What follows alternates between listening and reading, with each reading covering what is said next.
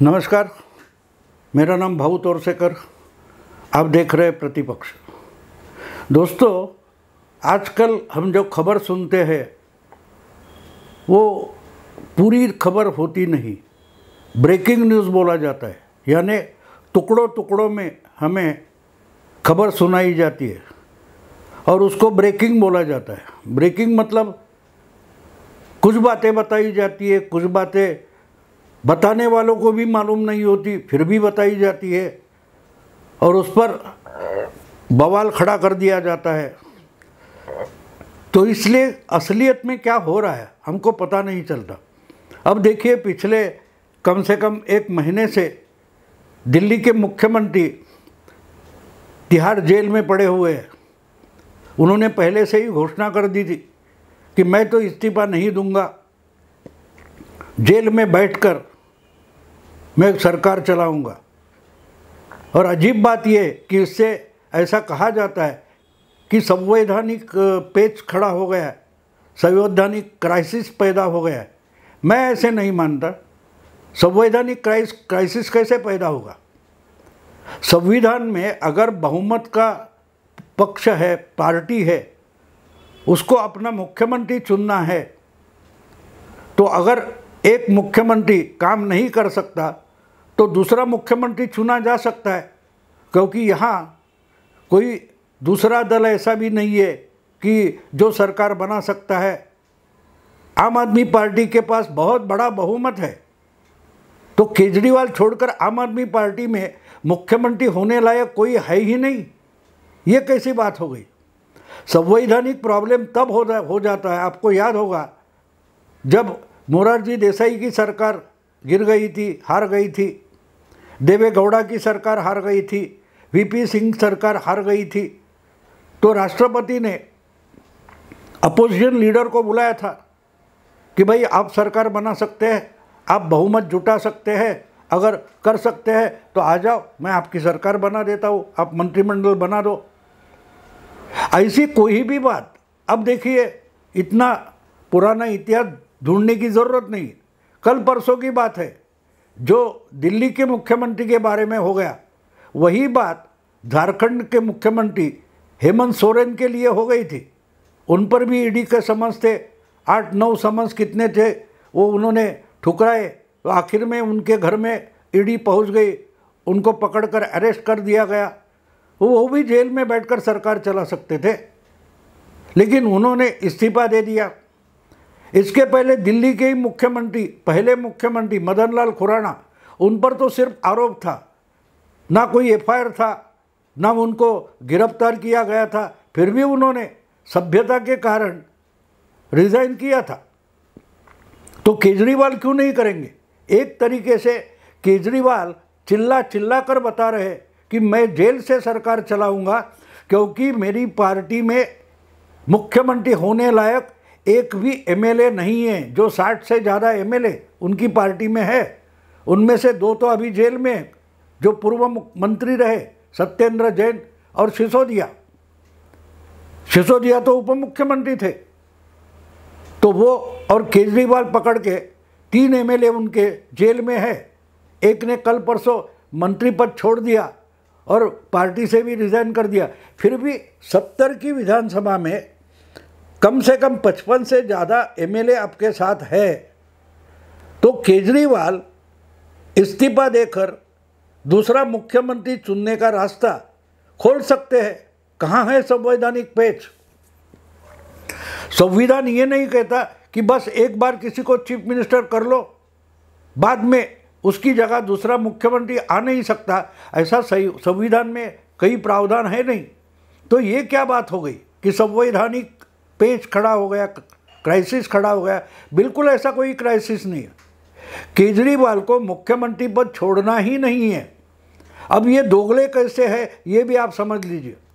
सत्येंद्र जैन कम से कम 1.5 साल से गिरफ्तार है, सलाखों के पीछे पड़े, 8-10 महीने कम से कम वो जेल में थे, फिर भी जेल में रहकर भी वो मंत्री थे। उनका इस्तीफा केजरीवाल ने लिया नहीं था। आगे चलकर जब सिसोदिया को गिरफ्तार किया गया तो बाद में कुछ दिन के लिए सिसोदिया भी जेल में थे लेकिन उप मुख्यमंत्री थे। आखिर में उन दोनों का इस्तीफा केजरीवाल ने ले लिया। तो अगर आपके ही दो मंत्री जेल में रहकर अपने जो मंत्रालय है उसका काम नहीं कर सकते तो मुख्यमंत्री कैसे कर सकता है?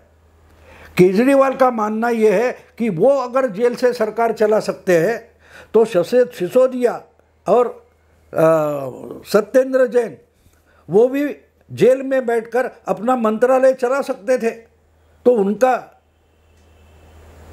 इस्तीफा लेने की क्या ज़रूरत थी? कभी केजरीवाल ने इसका खुलासा किया? सिसोदिया और सत्येंद्र जैन इनके जगह पर केजरीवाल ने आतिशी मारलेना और क्या बोलते हैं सौरभ भारद्वाज, इनको मिनिस्टर बनाया। और बात इतनी ही नहीं है, आपको समझना ज़रूरी है। हाँ, दो मंत्रियों का इस्तीफा हो गया तो इसलिए दो नए मंत्री अपॉइंट किए, इतनी बात नहीं है। उप मुख्यमंत्री बनकर मनीष सिसोदिया जिस सरकारी बंगले में रहते थे वो केजरीवाल ने खाली करने को बोला और वही बंगला नई मंत्री बनी थी आतिशी मारलेना, उनको सौंपा गया था। यानी कि जो मंत्री नहीं रहता उसको सरकारी बंगला खाली करना पड़ता है। यही सबसे बड़ा प्रॉब्लम है। सत्येंद्र जैन हो या आपका मनीष सिसोदिया हो, इनका इस्तीफा जब तक लिया गया नहीं था तब तक उनके पास सरकारी बंगला था। उनकी अपनी अपनी फैमिली सरकारी बंगले में वास्तव्य करती थी, निवास करती थी, उनको कोई रोक नहीं पाता था। लेकिन जिस दिन सिसोदिया का इस्तीफा लिया गया तो ज़बरदस्ती उसका बंगला खाली करके आतिशी को दिया गया। ये हमें बिल्कुल समझना ज़रूरी है और यही असली पेच है, ये असली क्राइसिस है। ये संवैधानिक नहीं है, लेकिन केजरीवाल इसको ही संवैधानिक क्राइसिस बता रहे। क्यों? केजरीवाल को इस्तीफा देने में कोई प्रॉब्लम नहीं है। अगर कहीं से भी प्रेशराइज किया जाए और बाध्य किया जाए, अगर पार्टी बाध्य करती है कि हम दूसरा मुख्यमंत्री चुन लेते हैं, विधानसभा में पार्टी के पास बहुमत है। अगर केजरीवाल जेल में ही रहने वाले हैं तो बाहर जो 50-55 एमएलए आम आदमी पार्टी के हैं वो इकट्ठा बैठकर कोई नया नेता चुन लेंगे और राज्यपाल के पास जाएंगे तो उनको नया मुख्यमंत्री मिल सकता है और दिल्ली के लिए कोई भी संवैधानिक पेच या क्राइसिस पैदा नहीं होता। तो ये बताया ये जा रहा है कि संवैधानिक कॉन्स्टिट्यूशनल क्राइसिस, ये कहाँ का क्राइसिस है? बिल्कुल क्राइसिस नहीं है। अगर पार्टी के पास बहुमत है तो नया मुख्यमंत्री हो सकता है कि जो दिन ब दिन जो होता है वो काम सरकार चलाएगा। जैसे कि आपको याद है जब जेल में जाने का समय आ गया तो तमिलनाडु की मुख्यमंत्री जयललिता कर्नाटक के जेल में जा पड़ी थी, लेकिन उन्होंने अपनी जगह ओ पनीरसेल्वम, ये अपना बिल्कुल विश्वासु जो साथी था उसको मुख्यमंत्री बनाया था। वो मुख्यमंत्री बनने के बाद जो उनके मंत्रिमंडल में लोग थे वो शपथ लेते लेते रो पड़े थे और शपथ विधि खत्म होने के बाद तमिलनाडु से निकलकर कर्नाटक के जेल में अपनी नेता को मिलने गए थे, उनके पैर छूकर रोए थे। लेकिन जेल में बैठकर, कर्नाटक की जेल में बैठकर तमिलनाडु की गवर्नमेंट चलाओगी, ऐसी बात जयललिता ने तो नहीं की थी। और ये एक बार नहीं हुआ, ये दो बार हुआ था। और दोनों बार ओ पनीरसेल्वम इसने अपने साथी को जयललिता ने मुख्यमंत्री बनाया था। और जब जयललिता छूटकर निकल आई दोनों बार ओ पनीरसेल्वम ने अपनी नेता के लिए सीट खाली करके दी थी और जयललिता फिर से मुख्यमंत्री बनी थी। दूसरी बार जब हुआ तो उसके बाद कुछ महीनों में चुनाव हुए थे और दूसरी बार जयललिता ने चुनाव जीतकर वो मुख्यमंत्री बनी थी। हाँ, उसके बाद उनकी ज़िंदगी बहुत जल्द ख़त्म हो गई, वो बात अलग है। उसके बाद अन्ना डीएमके में बहुत झगड़े शुरू हो गए, आपस में मारामारी वगैरह हो गई, वो बात पार्टी टूट गई, वो बात छोड़ दो। लेकिन 2 बार जयललिता ने अपने साथी को मुख्यमंत्री बनाया, लेकिन तमिलनाडु में कॉन्स्टिट्यूशनल क्राइसिस, संवैधानिक पेच खड़ा होने नहीं दिया था। तो केजरीवाल में क्या प्रॉब्लम है? केजरीवाल भी कर सकते हैं, अतिशी को या और किसी को मुख्यमंत्री बना सकते हैं। लेकिन केजरीवाल डरते हैं कि एक बार मैं 2 साल के लिए, 1.5 साल के लिए जेल में रहा और नया मुख्यमंत्री किसी को बनाया और वही अगर कुर्सी पकड़कर बैठ गया तो मेरा क्या होगा, ये पहला डर है। लेकिन ये इतना डर नहीं है कि जिस कारण केजरीवाल इस्तीफा नहीं दे रहे। केजरीवाल का डर अलग ही है। जो प्रयोग केजरीवाल ने अपने ही निकटतम साथी मनीष सिसोदिया पर किया, वही प्रयोग नया मुख्यमंत्री आने के बाद अगर केजरीवाल पर किया गया तो क्या, ये केजरीवाल की सबसे बड़ी समस्या है। और वो समस्या संवैधानिक नहीं है। केजरीवाल को इस्तीफा देने में कोई भी डर नहीं है, वो फटाफट इस्तीफा दे सकते हैं।